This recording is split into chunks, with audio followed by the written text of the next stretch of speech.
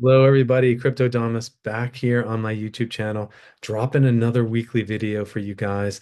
Astrology update on what the fuck is going on. There's a lot going on this week. We've got a lot of interesting energy shifts going on.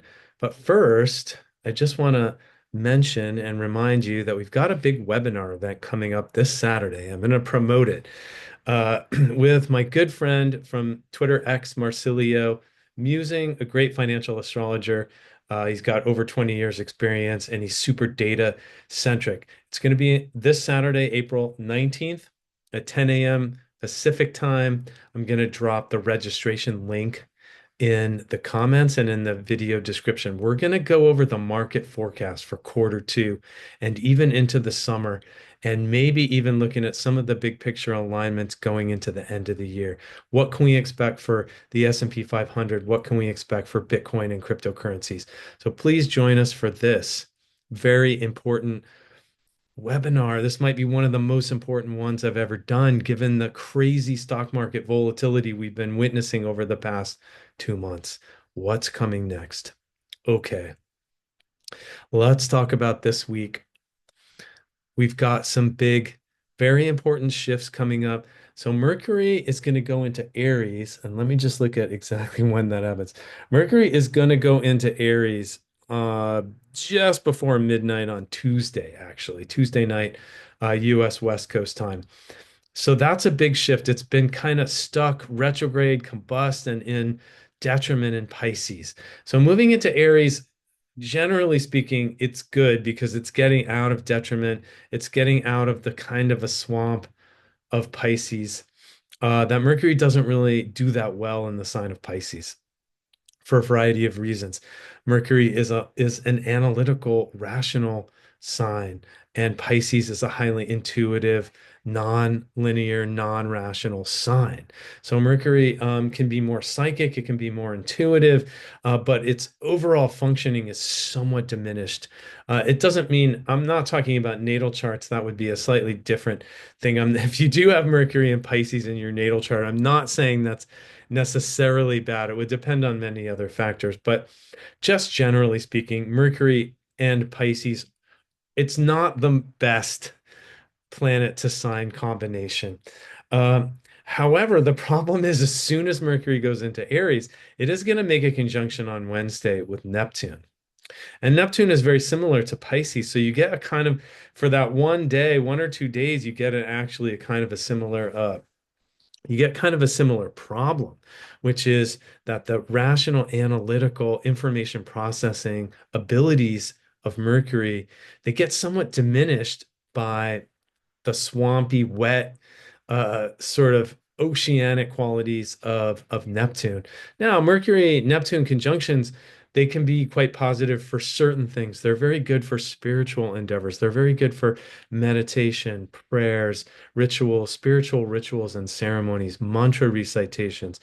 Um, they're good for any type of spiritual activity of the mind. So I really think of prayer and meditation, it's very expansive. It's very expansive to the mind, Mercury, Neptune.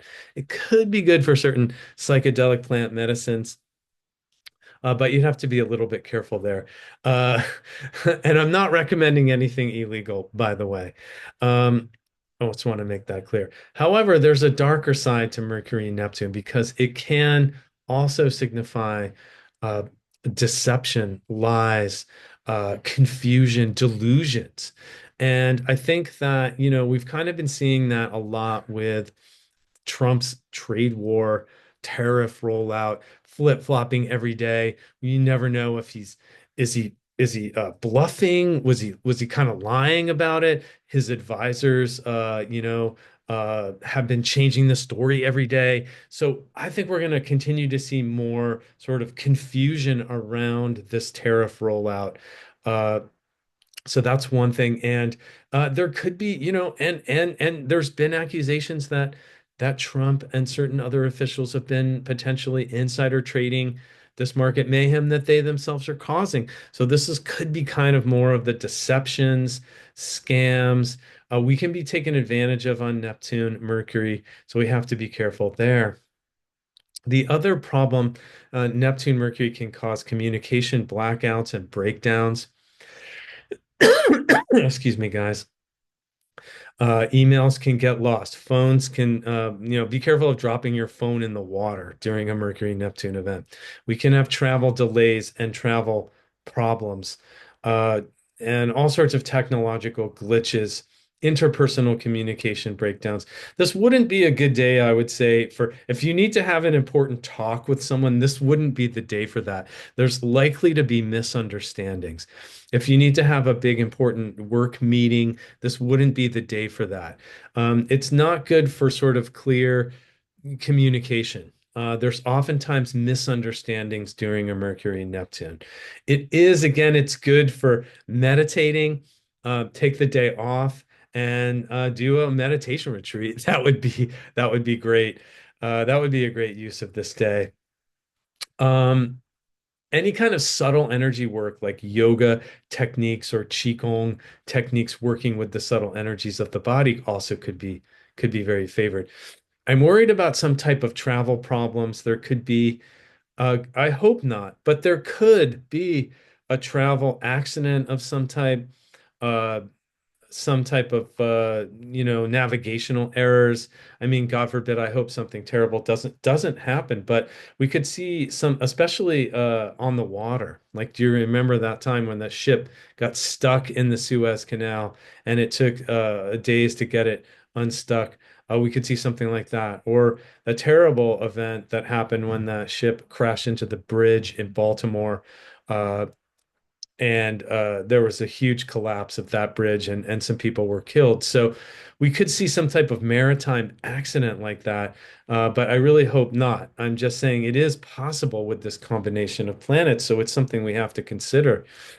Um, However, after Mercury starts separating from Neptune, I think overall things should get somewhat better. I mean, Mercury in Aries is a bit better than Mercury in Pisces. Now, the next shift that occurs after that is on Thursday. Mars is going to end its several month transit through the sign of Cancer, where it's been in fall, and it's going into fiery Leo. So that's also, I think, a positive shift. So we've got these planets moving out of these kind of swampy water signs where they're kind of ill-suited for that particular energy.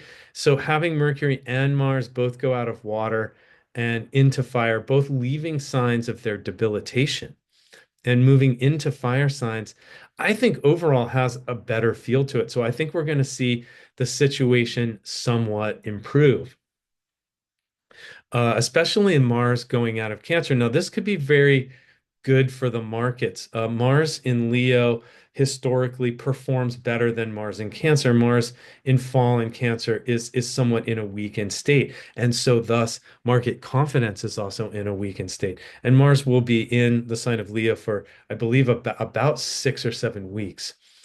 So that would be, I think, a positive shift, but also has some problematics. And Mars is the hottest planet in astrology, and Leo is the hottest sign in astrology. When you put them together, you get a lot of heat.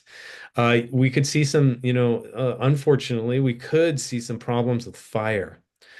So that's something you have to be very careful with anything having to do with fire because there's too much heat in this alignment.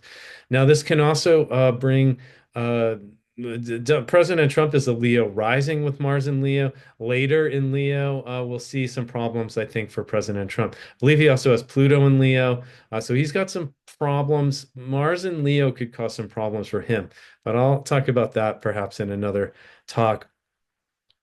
Uh, the bigger problem is that as soon as Mars goes into Leo, uh, well, first of all, actually, there's some good things. As soon as Mars goes into Leo, it's going to trine Neptune newly in Aries. And that will be the first positive aspect to Neptune. By the way, in the last two videos, we talked a lot about Neptune in Aries. Mercury conjunct Neptune in Aries. This is the first conjunction to Neptune in Aries in 165 years. So it's going to be interesting to see. It's going to activate that Neptune in Aries. energy, which is this new era, this new paradigm. Neptune in Aries is really a new paradigm that we're moving into. Is it good? Is it bad? We don't know yet. We just know that it's a new paradigm and there's a lot of shifts going underway that are going to be challenging to navigate. The new paradigms are always quite, challenging. For example, in 1861, Neptune's Aries ingress did bring the Civil War, but again, eventually it led to the abolition of slavery.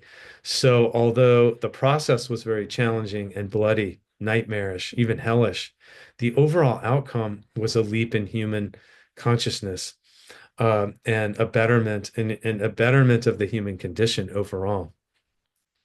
So Mars will trine Neptune this Saturday, and that should be a favorable aspect. I mean, that's an aspect, a very positive aspect of, uh, you know, sort of harmony between the planet of the ego, which is Mars, and the planet of the higher divine unfolding, which is Neptune. So I think that that's quite positive. Then the next day, Venus makes a nice sextile to Uranus, which is a good aspect for an exciting new love interest, perhaps. And this could also be good for the markets, especially tech and crypto, even though it's on a Sunday.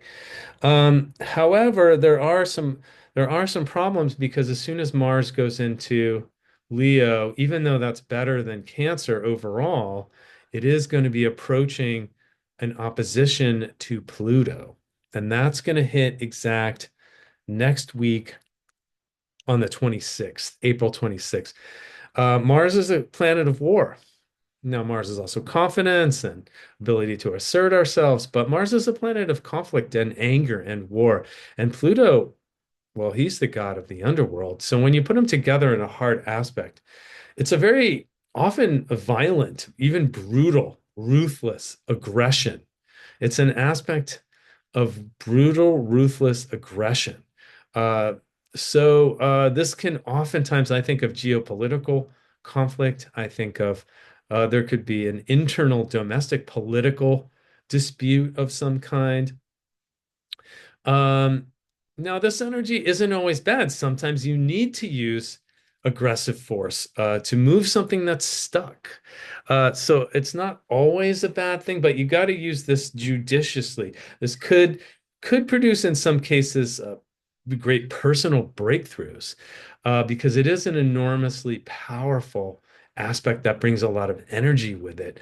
But the temptation to go nuclear is very strong. We have to be careful of sort of anger and rage, a temper that gets out of control with Mars and Leo, that hot, fiery temper opposing Pluto on the 26th. Uh, and we, have to consider that there could be some geopolitical implications to this, perhaps in the Middle East or in Ukraine and Russia. Uh, we are supposedly engaging in a negotiation with Iran right now. So, of course, we're hoping that that works out and they can come to some kind of a deal. This aspect isn't particularly good for negotiations and diplomacy because it is an aspect of brutal, violent use of force. So we've got to be a little bit concerned about that. Uh, but the last two we didn't see anything that was really horrific. But this is the third in the series actually. The previous one was the day or two before election day, and I think that that energy was felt very strongly in the tension leading up to the U.S. presidential election. And of course we know that Donald Trump sort of aggressively defeated Kamala Harris and the Democrats. The Democrats really were on the receiving end of that Mars-Pluto aggressive, brutal, violent force. I mean, they really they lost the House and the Senate and the Oval Office. So that was a brutal sort of defeat for the Democrats, and it was a great victory, obviously, for the MAGA Republicans. But we'll see what happens here.